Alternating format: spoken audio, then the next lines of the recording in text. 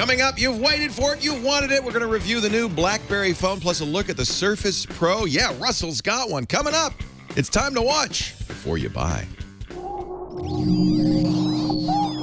Netcasts you love. From people you trust. This is Twit.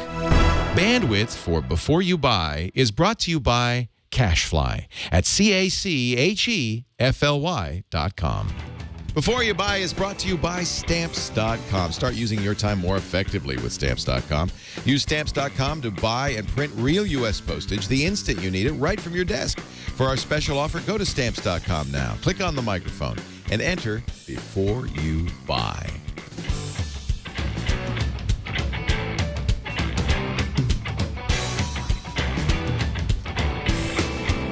Hey, welcome to Before You Buy, Twit's product review show where we get great stuff from all over the place and we give it to our staff to review, and we've got some interesting reviews for you. Starting off with our producer, Shannon Moore. Snubs took a look at some speakers called Zuka. Shannon? Hey guys, this is Shannon Morse, the producer of Before You Buy, and today I have the Zuka by Carbon Audio. Now this started out as a Kickstarter and it costs about $100 online right now. This is kind of an interesting speaker. It was designed specifically to use with tablets. So, for example, you can dock it and use a little kickstand on the back to plug in your iPad and use it via Bluetooth with really, really loud sound quality. Now, one of the other cool things about this, it has two 30mm speakers on both ends, so you kind of get a surround sound feel to it.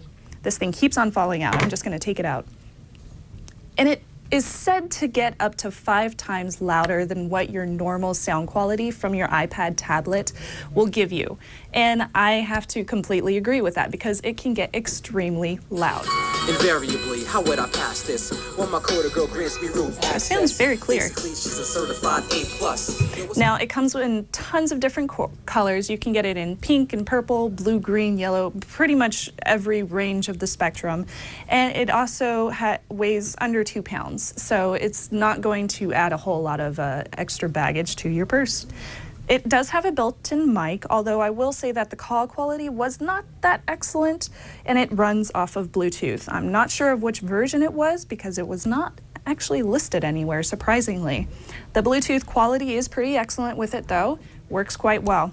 Now, this kickstand thing, this little thing right here, you screw that in the back, and you get what we have right here.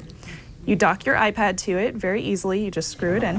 And if you're never using your kickstand, you can put it back into the little kickstand holder on the end. Now, it does have a problem with certain ones. Although I had 2 to review, one of them it easily fell out of, and it kept falling out. So you could probably lose this pretty easily.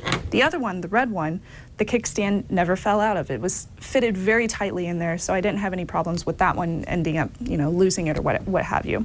It also has an aux-in jack on the back. Although whenever I wanted to use this as a kickstand, I cannot access the aux-in jack because it's setting on the bottom. That's a little bit of an issue with the design. Now, it does have 8 hours of battery, so it's going to last you a very long time. It does not take long to charge, and it also has this nice silicone coating to it, so you won't get any scratches or smudges unless you're dropping it a whole lot and you end up with sneaker marks all over the thing. So all in all, it does have a really, really nice design, but it has a lot of cons to it as well. So, my pros and cons. First off, the pros. It has really nice, crisp vocals. I think this one would be excellent for podcasting. I was able to listen to all sorts of things with choral and with podcasts, and everything I listened to sounded great, even up to the highest volume setting on the thing. And it has a pretty nifty design. However, there are a couple of issues that I had with that design, and that takes me to the cons. First off, you can lose the kickstand if you get one that does not fit it very well, and the aux-in cord is not included with this guy. Also, if you're using it in that kickstand way, you're going to cover up some of the features. And it also has a lot of popping to it. Whenever you're switching from one Bluetooth device to another, that can be quite a problem. It can just get kind of annoying. The bass quality isn't that great. You just can't really hear the bass that well. And it doesn't do well with calls as well. They sound kind of, I would call it tingy, what have you. So all in all, I do have to give this a don't buy, unfortunately. I am looking forward to seeing maybe a second generation of this where those design qualities are fixed, because I think that altogether it would be a great speaker, but I just can't get with those design qualities. So it's a don't buy. And again, I'm Shannon Morse, and this is the Zuka by Carbon Audio. Bazooka! Thank you, Shannon. Shannon Morse, our producer for Before You Buy. We've got the big boss here, the CEO of Twit, Lisa Kensal, is here because she's been waiting for this product for a long time. Hi, Lisa. How's it going? And Ozzy. I see you have Ozzy in your lap. I do. I have somebody helping me out here with my review.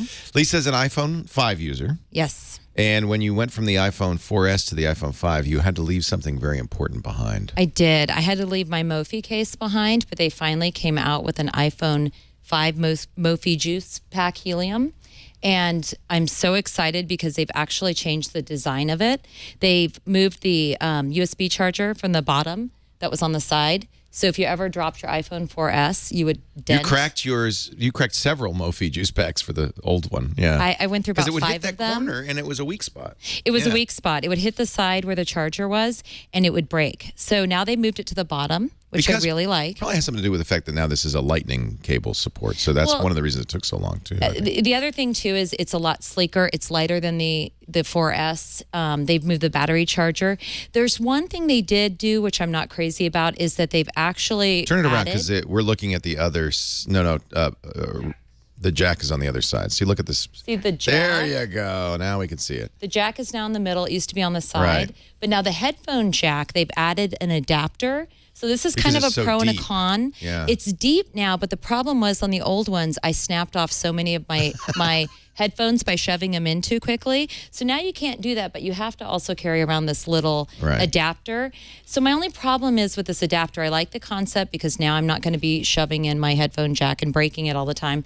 But with the adapter, now you could lose it because it's this tiny little thing you have to carry around. There's nowhere to put it on the case. It's not unusual. I see that a lot with cases. They're just too deep for normal headphones. So it is always a problem with cases. At least they've got a solution for you. But the real point of the juice pack is it's a battery. It's extended battery. It's an extended battery. It also protects the case pretty well. So when your iPhone starts to die, you can flip the little switch on the back, and it'll give you another 6 hours. 6 hours. 6 hours. So it's not a full charge. It's like almost a full charge. No, it'll fully charge it probably almost. It's almost twice. So it is almost twice. Okay. Yeah. Well, I don't know. I mean, the iPhone boasts that your battery life's about 8 hours. Right. But I think I go through it in 4 or 5 hours, and this will charge it again. This is why you need a juice pack. So when they say it's less than a full charge, I disagree. I think it pretty much charges at one time, but it's great for when you're traveling and you're needing to carry around that extra battery. Now, the pros for this is definitely an extended battery. It protects your phone. The cons are a lot of guys don't like this because they want to slip their iPhone in their back pocket, and slipping this in your back pocket may not work as well. It's a little bit more bulky. I don't have a problem putting this in my back pocket. I find this a lot sleeker. It's only 2.5 ounces more than the iPhone itself. So I actually like it, but I hear that most guys don't like that. So it doesn't bother me at all. I think all the other features are definitely a pro. And for $79.99, I would definitely buy it. A definite buy. Definite $80. Buy. That's the juice pack. It's the Mophie Juice Pack Helium. Helium. They have an Juice Pack Air also now. I believe the Air's coming out. It's supposed to be $99.99. Yeah, but not a lot more juice. I think 2 more hours of battery life. So it just depends on what you need it for. This is great for trade shows, for travel. I listen to books. I use it through the airport. So if you're traveling a lot, you definitely just flip the switch and you have your phone for all day. Because the iPhone doesn't have a replaceable battery, something like that is absolutely necessary. And Mophie's done a really good job, I think.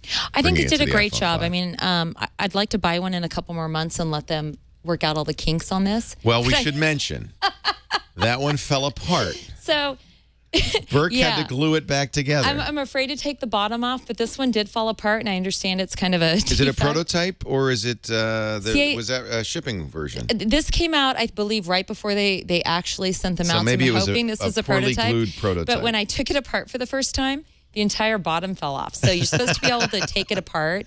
I'm a I'm a little leery about pulling it apart. Let's not break it. So let's not break it this time. Thanks to Burke for gluing it back together. Yes, I appreciate that. But I've never had that happen before. So I think it's just, it was an early release. So for $20 more, you can get the new Juice Pack Air in a few days, and that will give you a full 100% charge. This gets about 80% of the full charge. But you know what?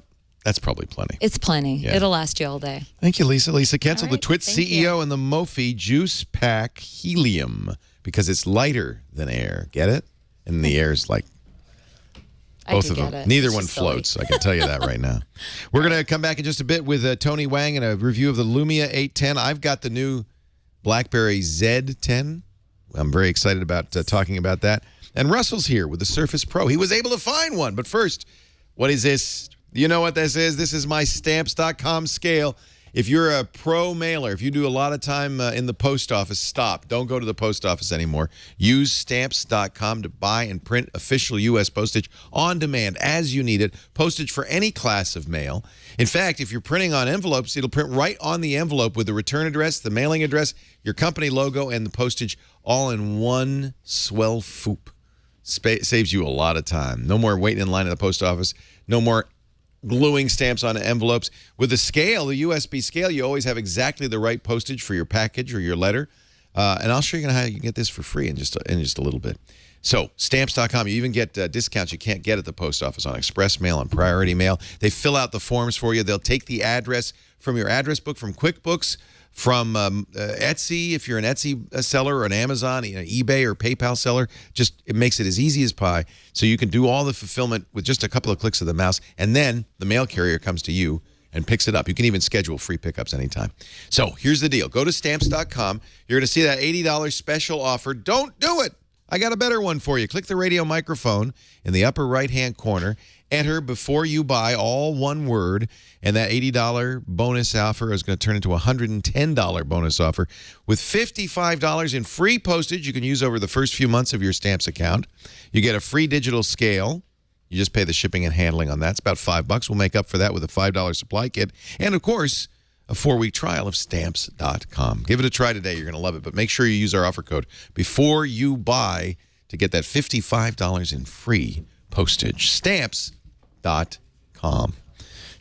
All right, Tony Wang is our editor-in-chief. He does all the editing for us, and we give him a lot of the phones. He's become kind of our go-to Android guy. But we thought, let's throw him a loop. Let's give him a Windows phone and see what he thinks of the Lumia 810. Tony? I'm Tony Wang for 12TV, and before you buy into them, we'll take a look at the Nokia Lumia 810 for T-Mobile.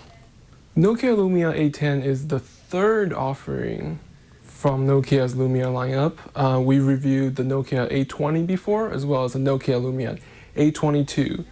And this is pretty much the identical twin of the Nokia Lumia 820, which is the original phone designed by Nokia. So what we're looking at with this phone, we have a 1.5 GHz Snapdragon S4 processor, dual core, of course, 8-megapixel camera. The 810 comes with Nokia's clear black technology for its display, and you can see the 4.3-inch display really well in direct sunlight. Even though the display is OLED, it is only 4.3 inches, so it is not the highest resolution out there at the moment, and so it's only 800 by 480, which is a shame. The 810 is also quite chunky, coming in at over 5 ounces. That's a bit heavier than its direct competitor, the HTC AX, which is also your other choice if you're on T-Mobile. Just like the 822 and the 820, you get an 1800 milliamp per hour battery that's removable. So if you ever run out of juice, pop off the rear cover and you're good to go. And since the phone does keep Nokia's original design of the 820, the only thing that you need to get for this phone in terms of aftermarket accessories is a different color backing, and then you're good for the wireless charging. The phone does come with a very nice Carl Zeiss lens, coming at 8-megapixel, and it is so close to its bigger brother, the 920, that the image quality is actually very impressive in low light, and is actually superior than HTC AX, even though the AX has a faster lens at f2.0. And as I mentioned before, the Nokia Lumia 810 does indeed support wireless charging, so once you get your cover that supports wireless charging, you can get the wireless charger also from Nokia using the Qi standard and charge wirelessly. When you pop off the back cover of the Nokia Lumia A10, you see the expansion slot for micro SD card up to 32 gigabyte storage. And that's on top of your built-in 8 gigabytes. So you can have potentially up to 40 gigabytes of storage. We can go up to the big things. We can go up to 32. Yeah, only on pictures and music, but not on apps. Pros and cons of the Nokia Lumia A10. Pro, you're getting the phone that Nokia designed, not the phone that Verizon designed, the Nokia 822. You also get an expansion slot for up to 32 gigabytes, and with its ingenious design where the majority of the phone cover can be removed and replaced with a brand new one, there's really no need for you to put this phone in a case. For the con of the phone does have a relatively low resolution display, considering there's higher resolutions out there, such as HDCAX. So if you're going to T-Mobile, or if you're already on T-Mobile and you're interested in getting a Windows Phone 8 device, your choices are Lumia 810 or the HDCAX. So buy, try, or don't buy. For the 810, it's gonna be a buy. It's definitely a better choice over the HTC-AX with superior camera, wireless charging, and expandable memory. I'm Tony for Twitter TV and Before You Buy, and this is Nokia Lumia 810. Wow, I'm actually shocked. Yeah. I'm actually shocked. So Tony's here, Tony Wang, editor-in-chief. First of all, what did you say when we bleeped you out? What were the words that we had to bleep out? I said crappy. Yeah. So you don't get a belt, chat room, for the word crappy. I'm surprised because everybody seems to like the 8X an awful lot. Yeah, you know, I love the AX, except I've been using it for 3 months now, and it's starting to creak. Interesting. So you think this 810 will hold up a little bit better? Yeah, I mean, with the 810, you can just, I hope you don't mind, Radford. I'm just going to... This is Radford's 810. Just take off and change the shell. Right, just buy a brand new shell. So... And it is a better camera. Better camera. Yeah, it's a little clunkier. They're actually the same thickness. They are? Yeah, it's just... Isn't that funny? That just shows you how design can make such a difference because the 8X has that wedge design. It makes it feel and look thinner. Exactly. But then the square 810. That's very interesting. I would not have thought that. Yeah. Good. So the 810 is a good buy. And, you know, a lot of people now are looking at T-Mobile because they just announced this kind of uncarrier where they don't charge you. It's very affordable. Right. And they've been changing the pricing. So I just checked this morning. They're both free. They're free. Contract. With a 2-year deal. With a 2-year. But they have true unlimited, and their HSPA Plus is actually not too bad. How is it here in the Petaluma? I actually did a speed test in the kitchen. Which is where I like to do my speed tests. Yeah, on my Nexus, and I got 16 down. 16 megabits down. Yeah, on 4G. Because nobody uses T-Mobile. Right, and so you got all of it to yourself. Yeah, and I compared it with Josh, his iPhone, and he got 18 down. Okay. So 16 is... It ain't bad. Yeah. And the Verizon was using LTE. Yeah. So I have to say, I just because it's, I think $70 a month for unlimited data, text, and messaging, or voice. Yes. That's a pretty compelling thing, and that's a nice phone. So something to look at. Definitely. All right. Thank you, Tony Wang, editor-in-chief. You may go now because Russell is here to talk about something you don't want to know about, Windows. Do you like Windows 8? Yes. You like the Windows Phone. I thought you were an Android guy. Well, no. Maybe you want to stick around. Both, yeah. Do you have, first of all, is this a Surface Pro 128? Yes. Where'd you get one of them? This is a Surface Pro 128, and it was a little bit hard to get hold of. Yeah. I was not going to go wait in a line for a Surface Pro, and I was not going to, camp out websites over and over and over again, ordering, pre-orders and back orders and all that. So I basically just got lucky one day when I went to the Microsoft Store's webpage, and it said that there was one in stock. Not as hard now as it was when they first came out. It's not as hard now, yeah. They're available now for the 64 and the 128. So you had a Surface RT, so this is not your first Windows 8. I still have the Surface RT here. So let's compare the two. Is it roughly the same form factor? It's basically the same design. You use the same keyboard, I notice. You can use the same keyboard and all the same accessories, but let me get them next to each other here. So it's a little thicker, it looks like. What we've got is we've got the Surface Pro over here with the type cover and the Surface RT with the touch cover. So it's actually, it looks noticeably thicker. Yeah. And they say it's only, I think, quarter of an inch thicker, but for some that's reason not insignificant when it's you're not only half an insignificant. inch. It seems small when you're looking at the specs, Yeah. and then you get it in real life and realize that that extra half pound and that extra quarter inch or so Yeah. is really significant. That because has fans, it feels too. hefty. It has fans, and so what they've done is they've given it some vents here around the side. So instead of actually putting a particular fan vent, this is actually a nice design because you don't have the heat blowing out in any one direction. So It goes all some the way laptops, around, it you looks kind of, like. Yeah. you know, you don't want to put it next to your Right. leg because that's where it blows out. So It's one of it the goes all way complaints around. people had about RT was the Surface RT was it wasn't too snappy. How does the Surface Pro feel? That's an i5. This is an i5. It's very snappy, and you know the benefit of it is that you're going to be able to run full Windows applications Right. on it. So That's why you get it for desktop so for I have compatibility. to, Hide his password, my would password you? here. All right. He's going to log in right there. all right. So yeah, inside of the kind of Metro interface, everything is very fluid and snappy, and Yeah. you know, it's got an i5 and it's got 4 gigs of RAM, 64-bit. So everything inside of this interface is great, and that's something that the RT sort of had trouble with. One of the issues that you get with this, though, is that the reason you buy this, in my opinion, is really so that you can still run traditional Windows applications. Right. And the issue is that when you're running traditional Windows applications, you're going to be using the desktop mode most of the time. Now, this is a pretty high resolution screen. This is a high resolution screen. This is 1920 by 1080. And so 1920, Which is nice. It's nice. It's very But high those resolution. touch targets must be kind of tiny. But the issue is that Windows has never really been designed for touch in the first place. So it's not designed for touch if you're using the Surface RT, which has a 1366 by 768. So hitting the close window or hitting close window and things like that, you know, you can do it. But one of the issues is that this is set to 150% font scaling. So you can see, you know, icons, you know, the applications that support font scaling and font DPI, they look pretty good. All of the legacy applications, though, they either have very blurry fonts where everything's blown up or everything's too small. So one of the good things that you can do is they say that, well, you know, you can run real Photoshop on it. So I'll just go ahead here and launch my Photoshop on it. This is a 10.5-inch screen? It's 10.1. 10.1. And 1920 by 1080. You can see very how high small the resolution type for is something. there. Yeah, this small. And then Photoshop has not been designed. But now you can use the trackpad. I mean, you can use the trackpad. So you've got the little trackpad here on the type or the touch. But you're not going to be able to use your fingers for it. But you're not going to be able to use your fingers. No. You can barely use the trackpad because it's hard to see without getting close to it. How tiny it is. Exactly what is what. Yeah. So, you know, I can come up here and make a new image. I can't imagine somebody would buy this to use Photoshop, though. You're much more likely to buy it to use Office. Right. Maybe and then, some line of business Office programs. sort of has the ability to do that. But line of business programs is why I had bought this to evaluate.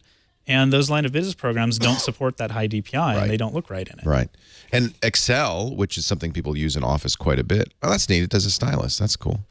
So, yeah, so you have Excel. You get a stylus on the side here. So, yeah, I've got my full version of Office on it. But you don't get it. So the Surface RT, you get that kind of home and student version. It comes with Office. Word and Excel. This does not. This does not. So this has my, you know, $500 copy of Office on it. It has my Creative Suite on it. So, you know, I've loaded this thing up with, you know, $1,500 worth of software. And that was another complaint some people had, was that in a 128 gig machine, you only have about 60 or 70 gigs free.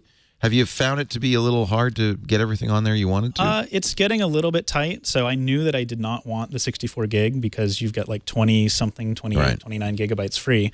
And I still wanted to be able to install Lightroom, Photoshop, you know, maybe a game or two on Steam.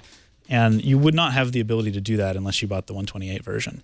I would actually like to have a 256 version just because now if I take this with me and I want to load any photos on it, my memory card in my camera is 128 gigs. Yeah, you could fill that up.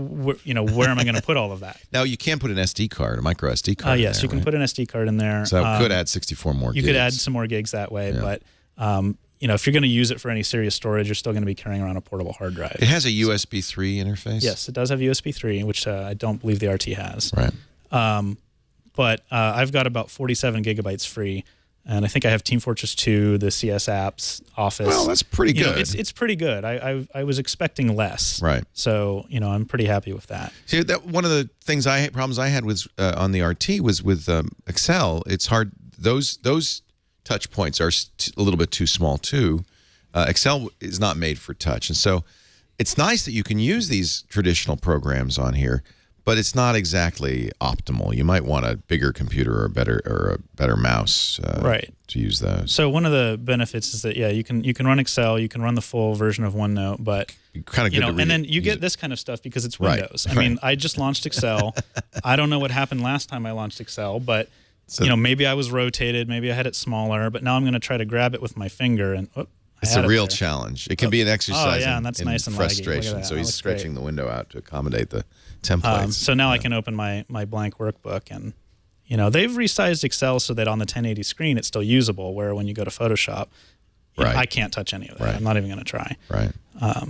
So the other thing that you get with the Surface Pro is you get the Wacom style pressure-sensitive digitizer. So it's a 10 touch points, but many hundreds of levels. But you get, I think it's 1,024. I might be wrong about that. Pressure. But, you get a bunch of levels of pressure. So in a software application that supports it, unfortunately, Photoshop is one that does not support it yet. You have the ability to draw with the pen, and the harder you push, the darker. So you can see how I've got real light, thin, if I just barely touch it there. But then if I really push down on it, I get the this is OneNote marks there. Yeah, this is OneNote 2013. Yeah. There's also there's a great, Microsoft has a great free painting program. Yes. That will take advantage of the touch. Yeah. So there's more and more apps that are available that are going to take advantage of that. So if it was something that you wanted to carry around and use for note taking, it's a nice feature to have. However, there's a couple design issues with it. One of the issues is that there's nowhere to put the pen. Oh, it doesn't have a slot? So it has a little magnetic. What they did is they decided to use the really terrible magnetic charging port that is really fiddly and hard to actually it's hard to connect. Like you're trying to feel where it connects, and then you're like, oh, do I have it connected, do I not? This uses that same kind of port there, so like you sort of have to feel around for it, and then it finally clicks. So what I'll do is turn it around this way so you can sort of see it there. It sits on here, and the issue with that is that you're gonna have to store it that way. So when you charge it, you have to remove the pen so that you can charge it, and then you have to remember to put the pen back. So I had to look around last night because I did not know where my pen was. Does it come with a pen? It does come with the pen. The pen's about $30 to replace it. And the issue is that when you're holding it, so if I want to pull my type cover off here and use it as a tablet instead of as an actual kind of notebook replacement, you're going to knock the pen loose. The pen's just there. So when you kind of grab, there it goes. There it goes. So, the pen just kind of comes right off. So, you have their charging port, you have the mini display port, micro SD, the keyboard kind of dock connector there, and your USB 3 and volume and headphone. But there's no actual dock connector. So to use it as a proper desktop replacement, if you didn't want to have a desktop at home and wanted to hook this to a large monitor and a keyboard and a wired Ethernet, you're going to end up with this sitting on a desk with a bunch of cables all attached to it. And it's not really designed to do that. All right, here's the real question. How does Team Fortress 2 play on there? Let's see it. Come on. You got to launch it. I got to see this. I'm not crazy about the kickstand because you can only have one angle. And so probably not ideal for gaming. The kickstand angle is not really ideal for gaming. Yeah. The other thing that I found... Do you use touch in Team Fortress? No. So the other thing is that, this is a very powerful machine, and I'm trying to figure out what you can actually do with it. Right. So it's great that they put all of this power into here. Right. But what can you actually play any great games with it? And right now, there's nothing built for the Windows 8 Store apps that are optimized for touch, that are optimized, to really use all the power of this machine. And one of the things I noticed is that with this type cover, you cannot use both the WASD type keys and the that's nice too, and the trackpad at the same time. So, are you getting a security warning? Yeah, you get that Windows firewall thing the first time. So if I were to dock this with my little keyboard dock here, I can't use the WASD and the touchpad at the same time because you can use either or. That's interesting. I didn't know about that limitation. If you're actually using this trackpad, the keys don't work. And then if you're using the keyboard, the trackpad doesn't work. That's probably to keep you from incidental trackpad. It's probably like a palm check thing, which is one of the negatives about some of the other devices is that they don't have that at all. You could use a USB mouse. You can plug in your USB mouse. You can plug in...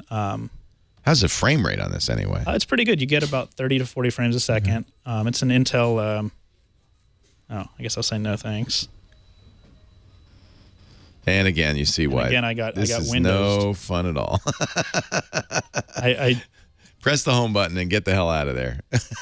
And so I've already had to install Classic Start on it because I can't stand actually using. 8 takes a little getting used to.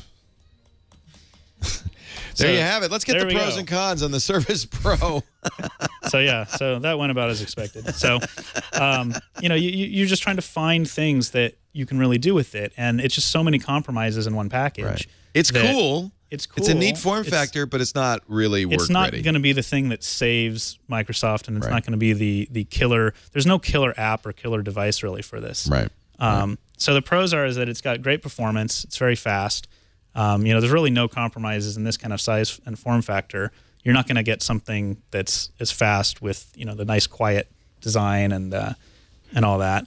The full HD display is beautiful, looks great, but that's a downside for many legacy Windows apps. So it's so high res. It's so high res that I just can't recommend it for legacy line of business apps and things like that. And the pressure sensitive pen is a really nice feature to have. $899. It's $899 for the 64 gig. It's $999 for the 128. That's the one you want. So that's the one you want. So you're at $999, and that does not include the Office software. Does not include a touch or a type cover. So that's an additional $119 for the touch cover and $129 for the type cover. Right. And the other con is that this isn't your always on, always around tablet. The battery life is only 2 to 3 hours. Oh. When you're using it, for any kind of task. Oh. You can eke more out of it if you go into the display settings, set it to the dimmest setting, open up the Metro Internet Explorer, don't go to anything that has flash, just try to conserve power and browse the web kind of in the low power mode. Maybe you can get 4 hours out of it. And so in real life, though, I keep getting 2 to 3 hours, usually around 2. And that's just not long enough. That's disappointing. There's no, the battery's built in, so you can't swap the battery out with a charged one. There's no kind of desktop dock station where you'll be putting it back in that dock all the time. So you have to keep taking the pen on and off and putting the charger on.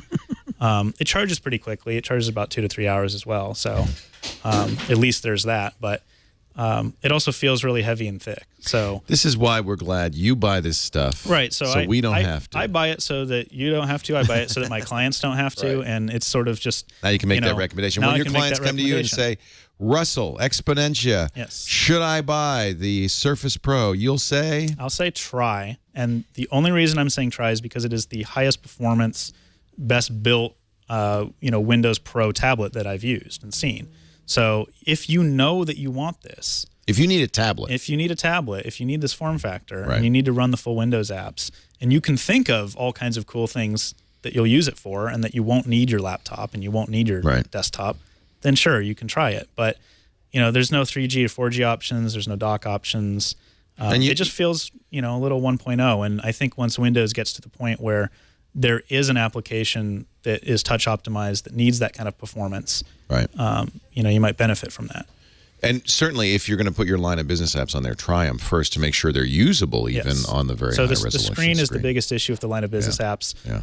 I found that like the Dell Latitude 10, which is an Atom-based tablet, runs the line of business apps just as well. Right.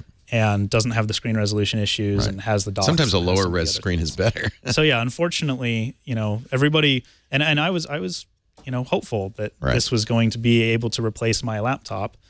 And you can't quite type as well on the type cover as you can on a real laptop. You've got your fixed, kickstandy thing. You can't use it on your lap.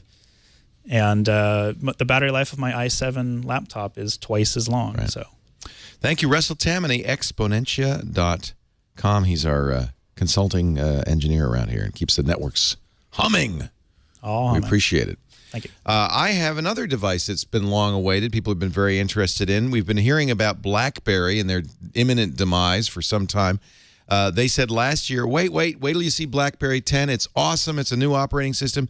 And it's here. This is the first BlackBerry 10 BlackBerry phone. This is the Z, or if you're in Canada, Z10, available on every carrier in the U.S. except Sprint. So that's AT&T and T-Mobile. T-Mobile's only charging $100 for it. AT&T and Verizon $200 with a 2-year contract. I really have to say there are some nice things about this phone. First of all, the operating system, BlackBerry 10, is based on something called QNX, which is a real-time operating system that's quite snappy, and you feel that snappiness. This is a dual-core 1.4 gigahertz processor, 2 gigs of RAM on this.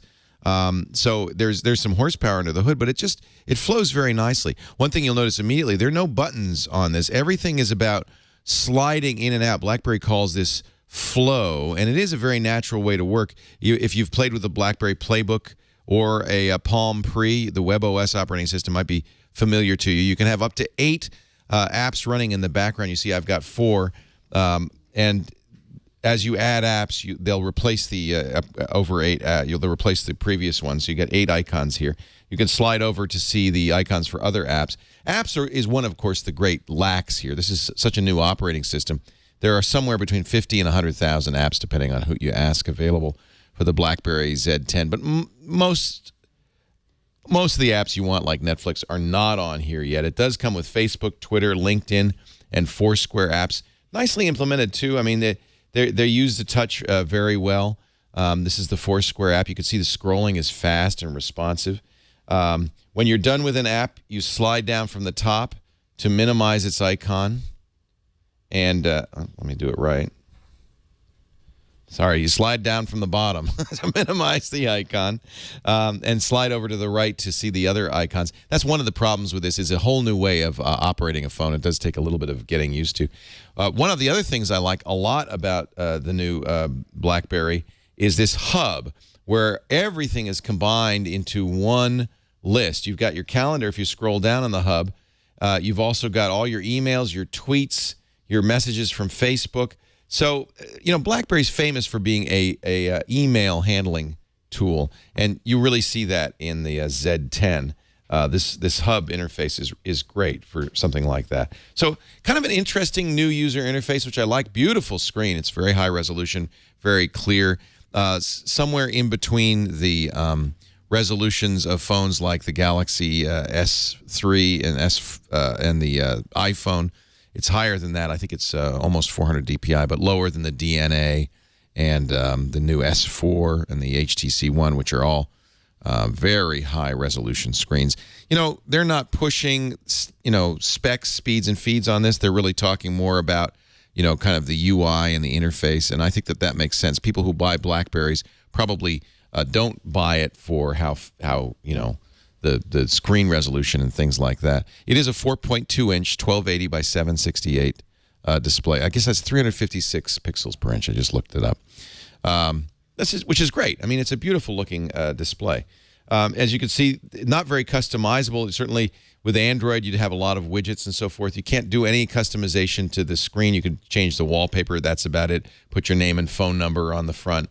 You slide up to unlock to get in to it. It's got a replaceable battery, 1,800 milliamp hour battery. Not the best battery life, maybe 8 hours battery life.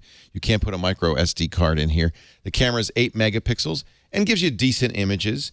It has its own mapping software, BlackBerry mapping software, which you can also download Waze mapping software. A lot of the Google apps that you might be looking for on iOS or Android are missing on this, and I think apps are going to, in the long run, be a bit of a problem for this platform. You've got to convince developers to write for what is, at best, the number 4 platform after Android, iOS, and Windows Phone 8. If you're in the BlackBerry environment, though, you'll be very comfortable. You've got BBM. It supports BlackBerry Server. BlackBerry folks believe that they have a more secure platform, and while I'm no expert on that, it certainly is BlackBerry. Oh, I forgot one really kind of neat feature, and some people think this is probably the best thing about the BlackBerry. Let me start a new text message on here. It has an interesting keyboard that you could see. I don't know if you can tell, but there's a little more vertical space between the keys, which makes it a little bit easier to type on. And it has a predictive thing. Let me just pick somebody's name to send a text to. That is quite cool. So as I start typing, let's hope it does it. Oh, I'm doing it. Let me do it right here. Enter a message. This. Now you can see, I don't know if you can see it, but there's little suggestions popping up on the keyboard. It learns from what you type and starts offering things like names and addresses. So as I started typing message, I got it wrong. So I can, but it has a little recommendation, very hard to see, but there's a little messages here. I can swipe this into the Swipe this into the field. And, I mean, I think that's kind of interesting. A lot of people say this is the best on-screen keyboard out there. It certainly is a little bit easier to use than iPhone and the smaller Android phones. But if you're a BlackBerry fanatic, you're not going to think it's a replacement for the hardware keyboard. You might want to wait for the Q10, which is the next BlackBerry 10 phone, which will have a traditional BlackBerry keyboard on this. So all in all, I'll give you the pros and cons. In terms of pros, the new operating system, BlackBerry 10, is, in fact, pretty nice. It's very usable. It's very smooth. This has a great screen. I didn't mention it, but the sound quality on all BlackBerry phones is famous. This has its excellent BlackBerry sound quality. I'll play a YouTube video. Maybe you can. Maybe you'll be able to tell how good it sounds. It's really excellent speakerphone quality. Picture is very good on the phone. I'm very happy with that. The cons are that it's a little bit late to the game, frankly. I mean, when the iPhone 5 came out, or iPhone came out in 2007. There were a lot of rough edges. This is kind of comparable to that, but it's not 2007 anymore. We're 6 years later, and you can get much more polished platforms from Android and from Apple. Let me pause this.